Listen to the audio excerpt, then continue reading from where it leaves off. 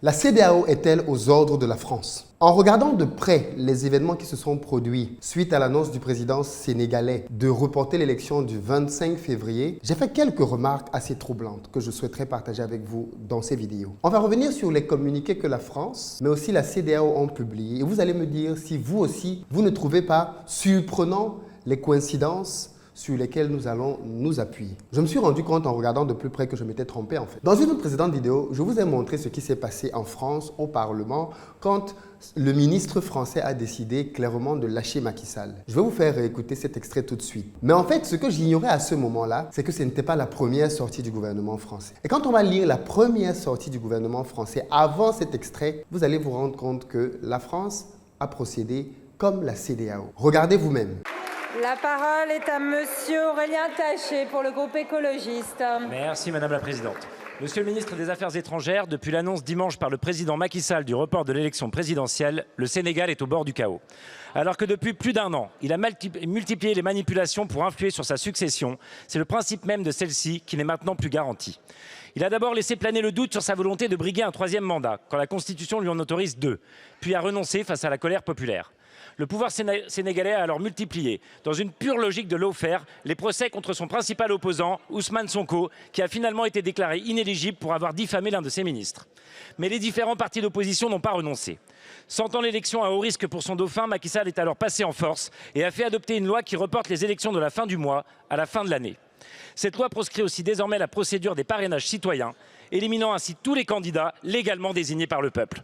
Monsieur le ministre, au-delà de son contenu antidémocratique, vous avez vu, comme moi, les conditions dans lesquelles cette loi a été adoptée.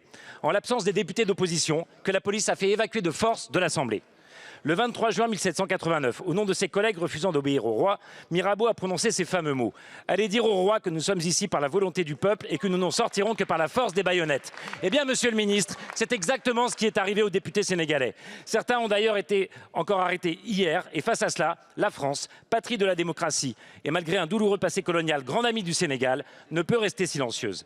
Alors que nos échecs sur lesquels ont prospéré nos ennemis nous ont totalement marginalisés au Sahel, notre voix, la vôtre, est plus que jamais attendue à Dakar.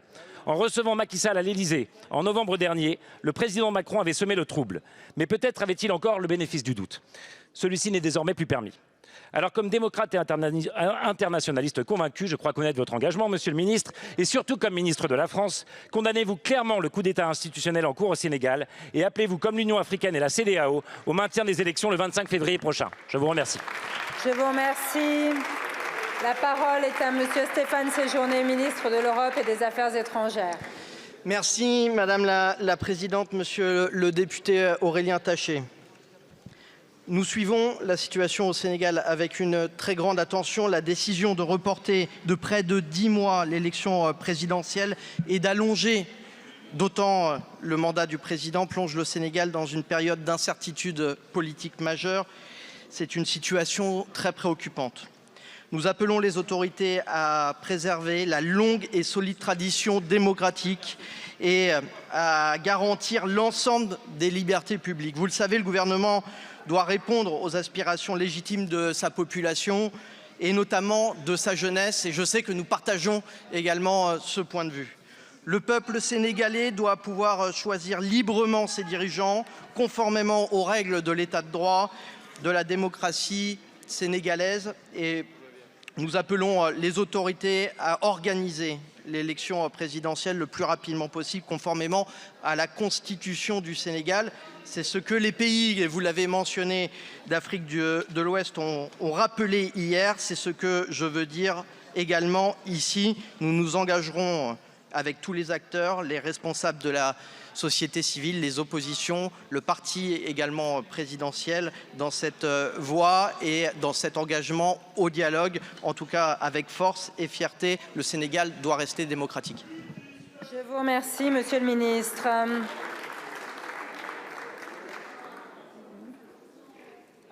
Allez-y vous, monsieur le ministre, et n'envoyez pas monsieur Bockel.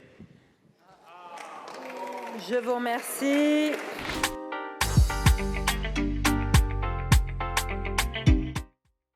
Salut à toi, bienvenue sur ma chaîne, moi c'est Philippe Simo. Ici je te parle de business et de développement du continent africain. Donc si tu veux participer à tout ça, tu t'abonnes et tu partages les vidéos. Pour ceux d'entre vous qui souhaitez améliorer vos finances cette année, j'ai une très bonne nouvelle pour vous. J'ai créé une série de formations afin d'aider les personnes qui vivent en Afrique à améliorer leurs finances. Comment?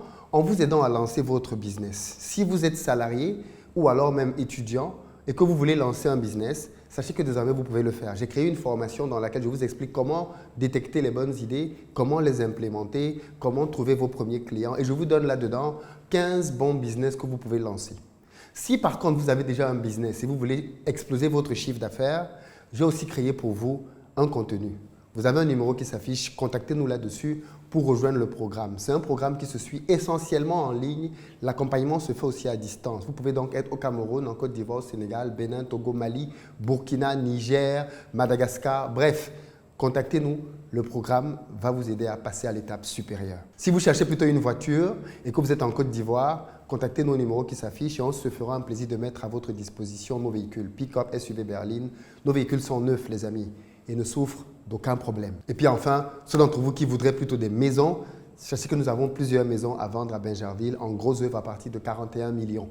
Pour les amis qui sont au Cameroun, nous sommes en train de travailler à pouvoir commencer la commercialisation dans pas trop longtemps, j'espère, de nos premières maisons. Je sais que vous avez beaucoup demandé des maisons pour le Cameroun. On y travaille et bientôt, on aura des choses à vous proposer. Alors, je vais revenir donc sur ce que je disais en introduction de la vidéo, c'est que hier, en refaisant mes lectures sur la situation au Sénégal actuelle, bon, pour rappel, pour ceux qui ne savent pas, le président sénégalais a malheureusement rompu la tradition démocratique du Sénégal qui se voulait être un pays exemplaire dans lequel, depuis les indépendances, il y a eu des successions démocratiques qui se sont faites à la tête des États. Je dis même démocratique entre guillemets parce que de ce que je suis en train d'apprendre, est-ce que le Sénégal était vraiment si démocratique que ça? Je vous ferai, au terme de mes lectures et analyses, un retour là-dessus sur ce qu'on appelle la démocratie en Afrique. Mais bon, considérons pour le moment que le Sénégal était un exemple de démocratie sur le continent. Et le président Macky Sall a donc surpris tout le monde en annonçant à la télévision samedi, et la date est importante ici, samedi 3 février, dans ce que je vais dire par la suite, la date est importante. Le samedi 3 février, le président Macky Sall a surpris tout le monde en annonçant le report de l'élection présidentielle du 25 février prochain. Et pourquoi c'était surprenant? Parce que dès le lendemain, le dimanche 4 février, les campagnes électorales démarraient. Vous imaginez, les gens étaient prêts à aller en campagne et on leur annonce dans la soirée que la campagne n'aura plus lieu. Elle va être prorogée pour une date ultérieure. Dans la foulée, bien évidemment, il y a eu une session du Parlement qui s'est réunie afin de voter le report de l'élection plutôt pour le 15 décembre. Le report a été fait d'ailleurs de manière assez brutale puisque tous les députés de l'opposition ont été brutalement mis dehors par la gendarmerie, chose que les États-Unis ont fortement condamnée en disant que le vote qui a eu lieu à l'Assemblée n'était pas valable parce qu'on ne peut bien évidemment pas voter d'un sujet aussi important sans l'opposition. Il faut savoir qu'au stade où nous parlons aujourd'hui, la France, l'Union européenne, les États-Unis et la plupart des partenaires internationaux du Sénégal se sont détournés de Macky Sall en disant qu'ils n'étaient absolument pas d'accord avec son projet. Mais je voudrais quand même qu'on aille un peu plus loin, puisque au travers de ce sujet, il faut toujours essayer d'observer pour comprendre les mécanismes France-africains. On nous a dit que la France-Afrique était terminée, mais dans les faits, quand on observe de près, il y a des choses quand même assez troublantes. Vous vous rappelez qu'il y a de cela quelques mois, on avait tous été très surpris de la véhémence avec laquelle le président français Emmanuel Macron s'en était pris au pays de l'AES et particulièrement au Niger, au point même de dire qu'il soutiendrait une intervention militaire armée sur le sol nigérien afin de déloger les putschistes. Ceci avait bien évidemment choqué et alarmé tout le monde parce qu'on se disait mais comment le président français peut se permettre de venir s'immiscer autant des affaires d'un pays qui n'est même pas sur son continent et qui n'appartient bien évidemment pas à la communauté européenne. De là, beaucoup ont commencé à dire et à avancer que ceci était la preuve du fait que la CEDEAO n'était pas si libre que ça. D'ailleurs, on s'est rendu compte par la suite que le Nigeria notamment, sur qui, je pense, beaucoup d'espoir étaient placés parce que le Nigeria, c'est la plus grosse armée de la CEDEAO, on s'est rendu compte que le Nigeria lui-même attendait des aides internationales pour pouvoir financer une éventuelle intervention au Niger. Aides qui ne sont jamais arrivées. Voilà comment le projet a capoté. Je vous invite donc maintenant, en ayant eu ce contexte, à revoir de près les différents communiqués. Je rappelle que le président sénégalais a annoncé le samedi, on est d'accord, le samedi 3 février, qu'il n'allait pas qu'il allait interrompre le processus électoral en reportant l'élection présidentielle. Les premiers à avoir réagi, c'est la CEDEAO, en pondant un communiqué le même 3 février. Je vais vous lire quelques extraits du communiqué. La commission de la CEDEAO exprime sa préoccupation quant aux circonstances qui ont conduit au report de l'élection et lance un appel aux autorités sénégalaises à accélérer les différents processus afin de fixer une nouvelle date pour l'élection. La commission exhorte en outre l'ensemble de la classe politique à prioriser le dialogue et la collaboration pour l'organisation d'une élection transparente, inclusive et crédible. Il termine en disant « La commission de la CEDEAO salue le président Macky Sall pour avoir maintenu sa décision antérieure de ne pas briguer un autre mandat et l'encourage à continuer de défendre et de protéger la longue tradition démocratique du Sénégal. » D'une part, on dit qu'on est d'accord avec le fait que le président sénégalais veuille décaler l'élection, on lui dit juste de trouver une date rapide, et d'autre part, on le félicite parce qu'il ne s'est pas représenté. Mais le fait surprenant, au-delà de la nature du communiqué, c'est la date, le même 3 février. C'est-à-dire que, je rappelle que la CEDEAO, c'est une organisation qui a, je crois, 15 pays, hein. C'est énorme. OK? Comment expliquer que, dans la même journée, on ait eu une réactivité aussi grande pour publier un communiqué? Est-ce que la CEDEAO était déjà au courant de la démarche du président Macky Sall? C'est une vraie question. Est-ce qu'il en avait parlé à des présidents? Peut-être qu'il avait pris des conseils, peut-être qu'il avait discuté avec d'autres chefs d'État, on ne sait pas. Mais cette réactivité me surprend pour une organisation qui comporte quand même autant de chefs d'État. Quand on veut prendre une décision, j'imagine qu'il y a une concertation. Ils ont donc pu se concerter aussi rapidement pour sortir un communiqué? Y avait-il une urgence pour eux à sortir un communiqué à ce stade-là? Je ne pense pas. Ils auraient pu se réunir le dimanche ou le lundi, parce que du coup, le jour ouvré, c'était le lundi. Il n'y a pas mort d'homme là. Il a juste dit qu'il va reporter l'élection présidentielle. Comment expliquer que le communiqué qui valide ça sorte aussi rapidement? Ce que je n'ai pas vu, et ça vraiment, je m'en excuse parce que ça m'a biaisé mon analyse au début, puisque si vous vous rappelez bien dans une précédente vidéo, je vous avais dit qu'il fallait que la France s'exprime. Mais en fait, je n'avais pas vu que la France s'était déjà exprimée. C'est juste moi qui n'avais pas vu. La France va sortir un communiqué le dimanche 4, le lendemain des faits.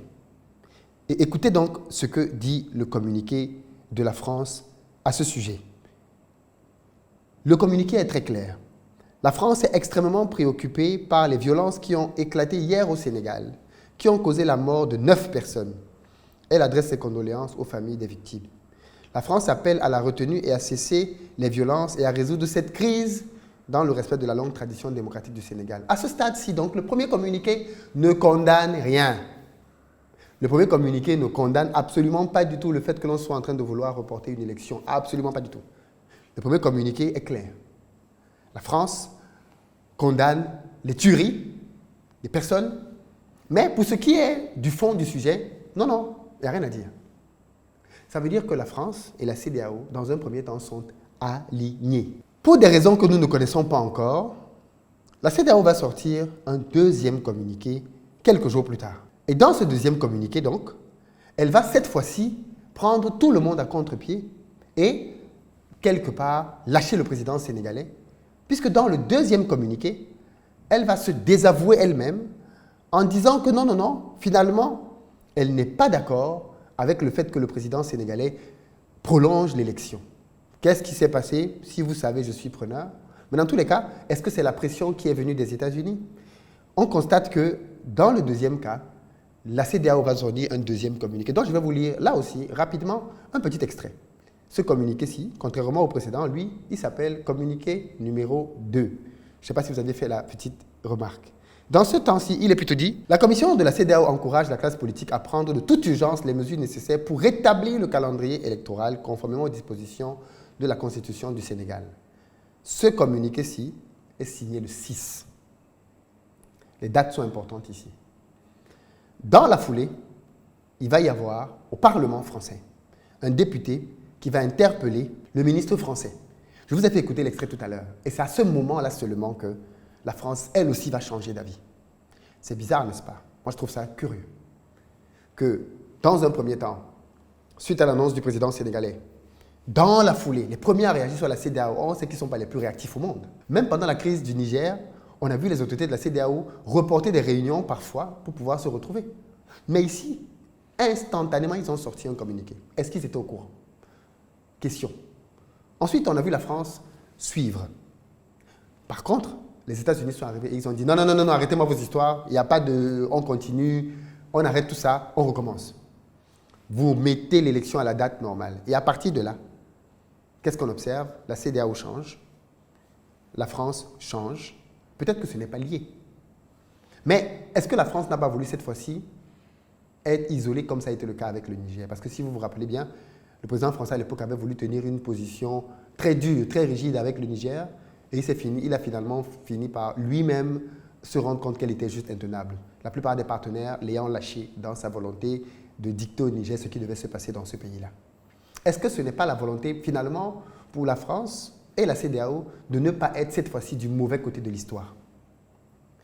Autre question, est-ce que ce n'est pas le retrait de l'AES récemment qui a poussé la CEDEAO à se dire « vaudrait mieux ne pas supporter n'importe quoi au Sénégal parce que en fonction du candidat qui va passer, peut-être que le Sénégal peut dire lui-même qu'il va quitter la CEDEAO pour aller à l'AES. Prenons une position logique, cohérente, quitte à ce qu'elle aille à l'encontre de la position du président sénégalais. Et puis, dernier cas, ce n'est pas à exclure, est-ce que tout ceci n'est juste pas de la poudre de perlimpinpin?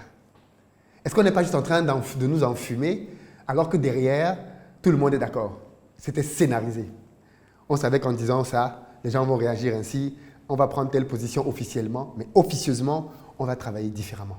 Voilà 3 scénarios. Je ne sais pas lequel vous semble être le plus pertinent. Mais en tout cas, moi, j'ai été assez troublé de voir la concordance au niveau des dates entre chacune de ces organisations, la CEDEAO, la France, les États-Unis qui viennent mettre un stop et le changement derrière de chacune d'entre elles. Comment vous analysez ça? Qu'est-ce qui a fait la différence d'après vous? Dans les commentaires, j'ai hâte de vous lire. À très bientôt.